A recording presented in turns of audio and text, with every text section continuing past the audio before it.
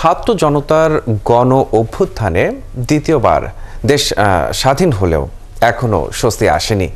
শ্রমিক অসন্তোষ সহ বিভিন্নভাবে আওয়ামী লীগের লোকজনকে দিয়ে ভারতে বসে শেখ হাসিনা বিশৃঙ্খলা সৃষ্টির চেষ্টা করছে বলেছেন বিএনপির চেয়ারপারসনের উপদেষ্টা জয়নুল আবেদিন ফারুক। এছাড়া আলাদা আরেক কর্মসূচিতে দলের স্থায়ী কমিটির সদস্য সেলিমা রহমান বলেন, এই মুহূর্তে দলে নতুন কাউকে নেয়ার ব্যাপারে সর্বোচ্চ সতর্ক থাকতে হবে।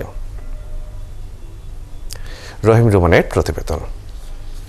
শুক্রবার সকালে জাতীয় প্রেস ক্লাবের সামনে খালেদা জিয়া ও তারেক রহমানের নামে সব ষড়যন্ত্রমূলক মামলা প্রত্যাহারের দাবিতে অবস্থান কর্মসূচি পালন করে জিয়াউর রহমান সমাজ কল্যাণ ফোরাম। আমার এলাকায় খবর এলেন একটা আওয়ামী লীগের গায়ে আমরা হাত দিয়েছি। কর্মসূচিতে অংশ নিয়ে বিএনপি চেয়ারপারসনের উপদেষ্টা জয়নুল আবেদিন ফারুক ৩০ জন সংসদ সদস্যকে লাঞ্ছিত করা সাবেক ডিবি প্রধানকে এখনও গ্রেফতার না করা এবং টাকা পাচারকারী ও মানুষ হত্যাকারীদের জেলখানায় আরাম আয়েশে রাখায় ক্ষোভ জানান। সালমানের প্রমাণ নাকি তার রুমের মধ্যে এসি লাগাইছে। সালমানের প্রমাণের খাওয়া নাকি গুলশান থেকে যায়।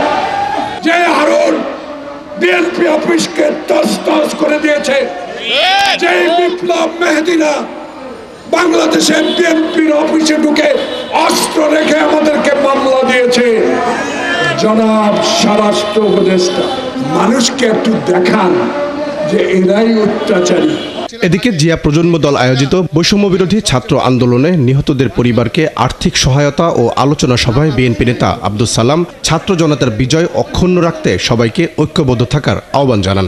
আজকের আওয়ামী সরকারের প্রেতাত্মা তারা এখনো বসে আছে, তারা ভারতকে অনুরোধ করে এই দেশে আবার নির্বাচন দেওয়ার জন্য যাতে তারা সহযোগিতা করে। একই আলোচনায় দলের স্থায়ী কমিটির সদস্য বেগম সেলিমা রহমান দাবি করেন, দেশে এখনো স্বস্তি আসেনি। এখন একদল বিশৃঙ্খলাকারী বিএনপির নামে চাঁদাবাজি সহ নানান অপরাধ করছে। এরা মূলত অনুপ্রবেশকারী। এখন বিভিন্ন রকম চক্রান্ত ষড়যন্ত্র করছে, যেখানে আমরা ঋণে জর্জরিত, সেখানে আমাদের সবাইকে ঐক্যবদ্ধ থাকতে হবে। এখন বিএনপির নামে এই চাঁদাবাজি বিভিন্ন রকম কথা আসছে, কিন্তু আমরা বলতে চাই এগুলো কিন্তু বিএনপির নামে অনুপ্রবেশকারী বিভিন্ন আওয়ামী লীগের এরা। এছাড়া বিএনপির প্রথম সারির নেতাদের নামে অসম্মানজনক বক্তব্য না দিতে ছাত্রদের প্রতিও আহ্বান জানান বিএনপির নেতা। আপনারা বুকে রক্ত দিয়েছেন, কিন্তু আমরা তো আপনাদের পিছে থেকে আপনাদেরকে সহায়তা করেছি। রহিম রুমন, ৭১, ঢাকা।